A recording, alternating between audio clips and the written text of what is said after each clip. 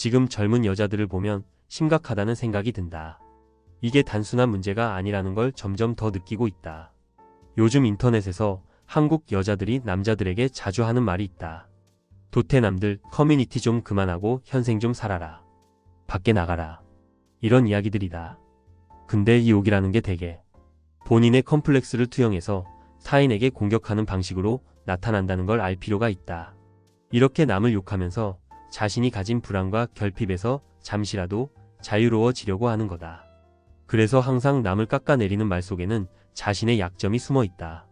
대표적으로 도태남이라는 단어를 많이 쓰지 않나. 남자들에게 이런 딱지를 붙이는 게 습관처럼 된 여성들이 많다. 그 말 속에는 본인 스스로가 도태되고 있다는 두려움이 투영되어 있다. 현생을 살아라. 밖에 좀 나가라. 이런 말도 사실 남에게 하는 것 같지만 결국 본인 자신을 겨냥한 메시지일 가능성이 높다. 그런데 난 여기에 대해 객관적인 데이터가 없었기에 궁금했다. 과연 누구의 삶이 더 고립되어 있을까? 그런데 이제 진실이 밝혀졌다. 그것도 아주 명확한 데이터로 말이다. 2023년 보건복지부에서 발표한 고립운둔 청년 실태조사 결과를 보면 놀라운 사실이 드러났다. 고립운둔 청년 비율을 성별로 나눠보면 남자가 27.7%, 여자가 72.3%였다. 즉 고립되고 운둔한 청년 중 4명 중 3명이 여자라는 얘기다. 이 수치는 상상을 초월한다. 청년 인구 약 1000만 명 중 약 5%가 고립운둔 청년인데 이는 약 54만 명에 해당한다. 그중 약 72.3%가 여자라는 사실은 그동안 남자들에게만 현생을 살아라며 비난했던 여성들의 자기 모순을 극명하게 드러낸다. 연령별로 나눠봐도 흥미롭다. 고립운둔 비율이 가장 높은 연령대는 25세에서 29세 사이로 무려 37%나 된다.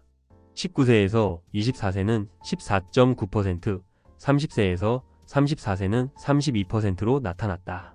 가장 활발히 사회활동을 해야 할 전성기 나이대. 이렇게 많은 여성이 사회적으로 고립된 상태라는 건 정말 심각한 문제다.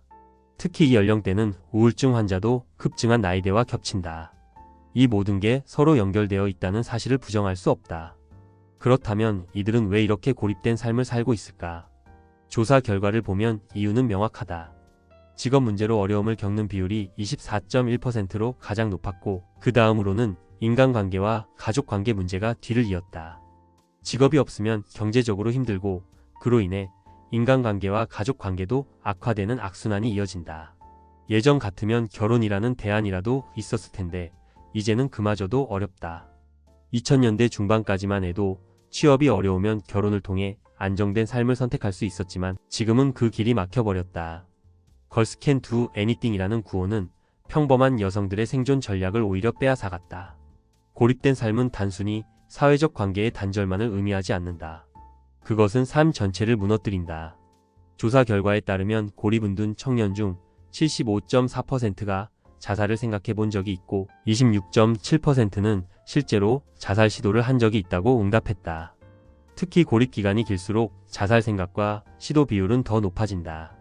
고립 기간이 10년 이상인 경우 자살 시도 비율이 무려 41.9%에 달한다. 이건 정말 사회적으로 큰 위협이다. 여기서 중요한 포인트가 있다. 이 고립된 여성들이 단순히 개인적인 문제에만 머무는 게 아니라 사회적인 파장을 일으킨다는 점이다.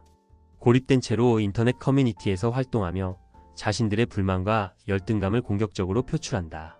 자기 모순적인 발언으로 남성을 깎아내리고 여성 이기주의에 몰입하는 것이다. 이들은 하나의 투표권을 가진 유권자로서 정책에 영향을 미칠 수도 있다.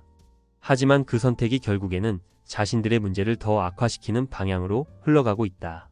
결론적으로 이런 선택받지 못한 여성들이 더욱 공격적으로 변하며 여성 이기주의에 몰두하고 자신들의 불만을 사회로 투사한다면 대한민국의 미래는 더욱 기울어질 것이다.